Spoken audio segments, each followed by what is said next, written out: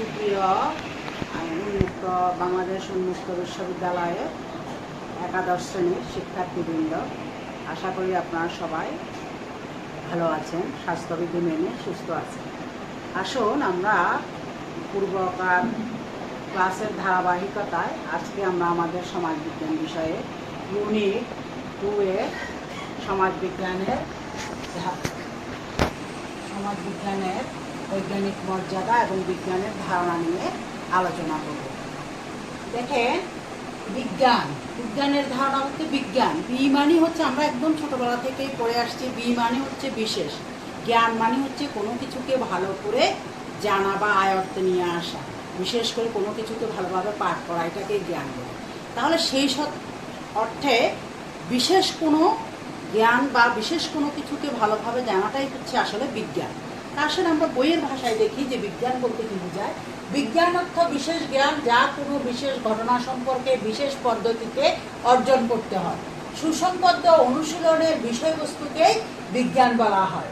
সমাজ বিজ্ঞান সামাজিক বিজ্ঞানের অন্তর্ভুক্ত। এখন দেখেন, এই বিজ্ঞানের সংজ্ঞায় অনেকে অনেক রকমভাবে বিজ্ঞানকে সংজ্ঞায়িত করেছে। কেউ বলেছেন বিজ্ঞান হলো অভিজ্ঞতালব্ধ তথ্যের বস্তুনিষ্ঠ সঠিক নিয়মতান্ত্রিক বিশ্লেষণ, যা বিভিন্ন ঘটনাসমূহের মধ্যকার সম্পর্ক আবিষ্কার করে। বস্তুত বিভিন্ন ঘটনাবলীর পর্যবেক্ষণ, পরীক্ষণ ও অনুসন্ধানের মাধ্যমে অর্জিত বিশেষ জ্ঞানই হলো বিজ্ঞান। এখন দেখেন, বিজ্ঞানের একটা ভিত্তি আছে। বিজ্ঞানের ভিত্তি হলো ব্যাখ্যা করা। কোনো একটা বিষয়কে সে কি করবে, প্রথমে ব্যাখ্যা করবে, ব্যাখ্যা করে সে যেটা পায় সেটার পূর্বাভাস দিবে এবং সেটাকে নিয়ন্ত্রিত করবে, বর্ণনা করবে, তারপর ব্যাখ্যা করবে, তারপর পূর্বাভাস দিবে এবং তারপর নিয়ন্ত্রণ দেবে। এই থেকে আমরা বিজ্ঞানের কিছু বৈশিষ্ট্য বের করতে পারি। যেমন বিজ্ঞানের কতিপয় বৈশিষ্ট্য রয়েছে। বিজ্ঞান নিয়মতান্ত্রিক এবং অভিজ্ঞতালব্ধ জ্ঞান। বিজ্ঞান সাধারণ ঘটনাবলীর বস্তুনিষ্ঠ বিশ্লেষণ করে। বিজ্ঞান তত্ত্ব গঠন, তত্ত্বের উন্নয়ন এবং পুনঃপরীক্ষণের মাধ্যমে তত্ত্ব সংশোধন করে থাকে। সর্বোপরি বিজ্ঞান ভবিষ্যৎবাণী করতে সক্ষম।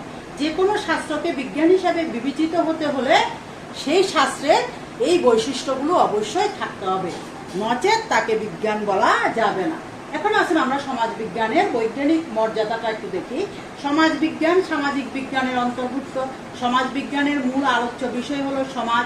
সমাজ পরিবর্তনের সাথে সাথে এর আলোচ্য বিষয়, বৃহৎ গবেষণা পদ্ধতি এবং তত্ত্বের ভিন্নতা লক্ষ্য করা যায়। সমাজ বিজ্ঞান গবেষণায় বিজ্ঞান ভিত্তিক পদ্ধতি অনুসরণ করে থাকে। এখানে সামাজিক গবেষণায় সমাজ বিজ্ঞান যেসব বিজ্ঞান সম্মত পদক্ষেপ গ্রহণ করে সেগুলো হলো সমস্যা নির্বাচন, পর্যবেক্ষণ ও তথ্য সংগ্রহ করা, তথ্যের বিশ্লেষণ ও শ্রেণীবিন্যাস, সংগ্রহিত তথ্যের ভিত্তিতে অনুসিদ্ধান্ত প্রণয়ন এবং ভবিষ্যৎবাণী করে। এখন আসে সমাজ বিজ্ঞানের গবেষণায় বৈজ্ঞানিক পদ্ধতি বলতে, বৈজ্ঞানিক পদ্ধতির ধারণা। আমরা বৈজ্ঞানিক পদ্ধতি বলতে কি বুঝি সেটা নিয়ে একটু আলোচনা করি। যেমন বৈজ্ঞানিক পদ্ধতি হচ্ছে একটি প্রক্রিয়া হিসাবে এটা তত্ত্ব তৈরি করে, তত্ত্ব নিরীক্ষা, তত্ত্বের ব্যবহার, অধিকতর তাৎপর্যপূর্ণ ব্যাখ্যা, ঘটনা পূর্বানুমানের সঙ্গে জড়িত। অর্থাৎ আমরা মূলত বৈজ্ঞানিক পদ্ধতি একটা প্রক্রিয়াকে নির্দেশ করে। হ্যাঁ, যে কোনো বিজ্ঞানের সফলতা নির্ভর করে তার অনুসৃত বৈজ্ঞানিক পদ্ধতির উপর। তাহলে আমরা বৈজ্ঞানিক পদ্ধতি বলতে কি বুঝি? যে আমরা বলতে পারি যে গবেষণায় বৈজ্ঞানিক উপায়ে তথ্য সংগ্রহের কৌশল হলো বৈজ্ঞানিক পদ্ধতি। কি পেলাম? যে গবেষণায় বৈজ্ঞানিক উপায়ে তথ্য সংগ্রহের পদ্ধতি হলো বৈজ্ঞানিক পদ্ধতি। এখন আসে বলছি যে দেখেন, সমাজ বিজ্ঞানে ব্যবহৃত বেশ কিছু কি আছে, গবেষণা পদ্ধতি রয়েছে। তার মধ্যে আপনাদের যেগুলো আপনাদের সিলেবাস যেগুলো অর্থাৎ বইতে যেগুলো আছে, সংখ্যাত্মক পদ্ধতি, গুণাত্মক পদ্ধতি, ঘটনা অনুসন্ধান ও প্রত্যক্ষ অংশগ্রহণমূলক পর্যবেক্ষণ পদ্ধতি, ঘটনা অনুসন্ধান পদ্ধতি, হ্যাঁ, জরিপ পদ্ধতি, অংশগ্রহণমূলক গ্রামীণ নিরূপণ পদ্ধতি।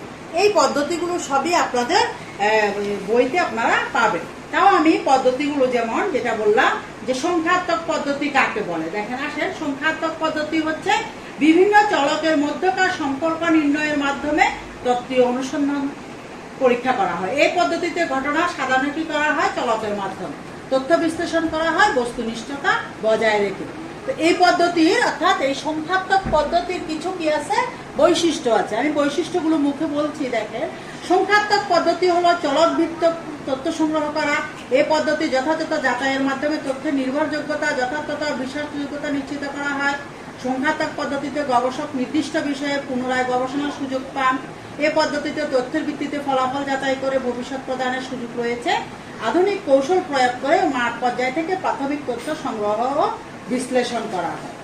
আর যেটাকে আমরা গুণাত্মক পদ্ধতি বলছি, যে গুণাত্মক পদ্ধতি কাকে বলে দেখেন, গুণাত্মক পদ্ধতি হচ্ছে যে গবেষণা পদ্ধতিতে সংখ্যার গুরুত্ব, এখানে উত্তরদাতার বিস্তারিত মতামত নেওয়া হয়। এ ধরনের পদ্ধতিতে প্রশ্নের উত্তর গভীরভাবে খোঁজা হয়।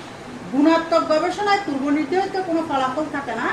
গুণাত্মক পদ্ধতিতে গবেষণাধীন বিষয়ে প্রকৃত ঘটনা উদ্ঘাটন ও চিহ্নিতকরণ সহজ হয়। এখন গুণাত্মক পদ্ধতির কিছু উল্লেখযোগ্য কৌশল হচ্ছে অংশগ্রহণমূলক পর্যবেক্ষণ, গভীর বা বিস্তারিত সাক্ষাৎকার, ফোকাস গ্রুপ আলোচনা, ঘটনা পর্যালোচনা, পিআরএ ইত্যাদি হচ্ছে গুণাত্মক পদ্ধতির আপনার উল্লেখযোগ্য কৌশল। এই কৌশলগুলোর ভিতর দিয়ে গুণাত্মক পদ্ধতিকে ব্যবহার করা হয়, অর্থাৎ এই পদ্ধতি ব্যবহারিত হয়। এখন আমরা যে বললাম সংখ্যাত্মক এবং গুণাত্মক পদ্ধতি, এই দুটো পদ্ধতির মধ্যে কিছুটা পার্থক্য আছে। যেমন সংখ্যাত্মক পদ্ধতি হচ্ছে আবদ্ধ প্রশ্ন নির্ভর, আর ওটা হচ্ছে উন্মুক্ত প্রশ্ন নির্ভর। এটা হচ্ছে অবরোহমূলক, গুণাত্মকটা হচ্ছে আরোহমূলক। সংখ্যাত্মক হচ্ছে পরিসংখ্যানিক পরীক্ষণ ও বিশ্লেষণ করা হয়, আর গুণাত্মকটা হচ্ছে বিশ্লেষণের মাধ্যমে বর্ণনামূলক প্রতিবেদন উপস্থাপন করা হয়। ঘটনা সম্পর্কে অনুসিদ্ধান্ত নিশ্চিত করতে চায়, ঘটনার সমূল উদ্ঘাটন করতে চায়। আর সংখ্যাত্মক পদ্ধতি হচ্ছে তথ্য সংগ্রহ কৌশল কঠোরভাবে পালন করা হয়।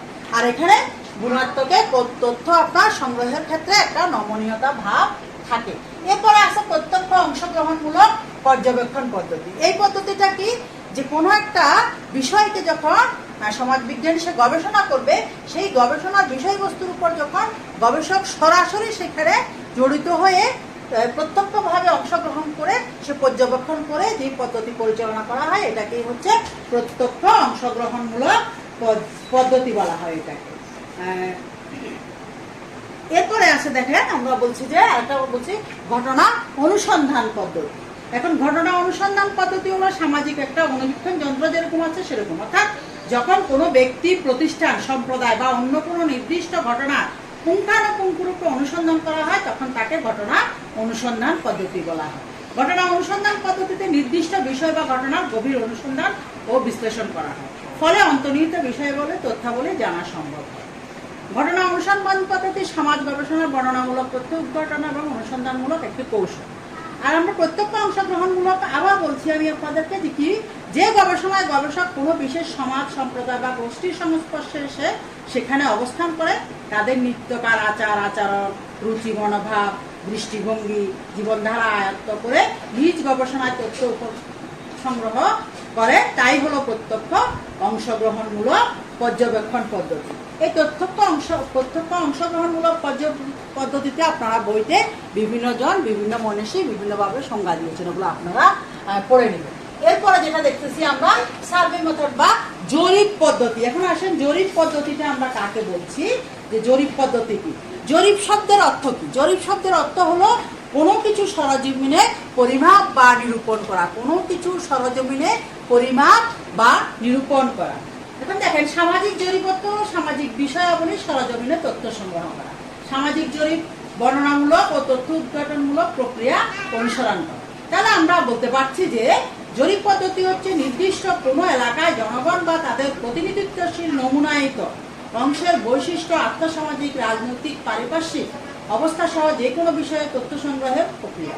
সঠিক তথ্যের উপরেই সব ফলাফল বা এটার কার্যকারিতা নির্ভরশীল করে।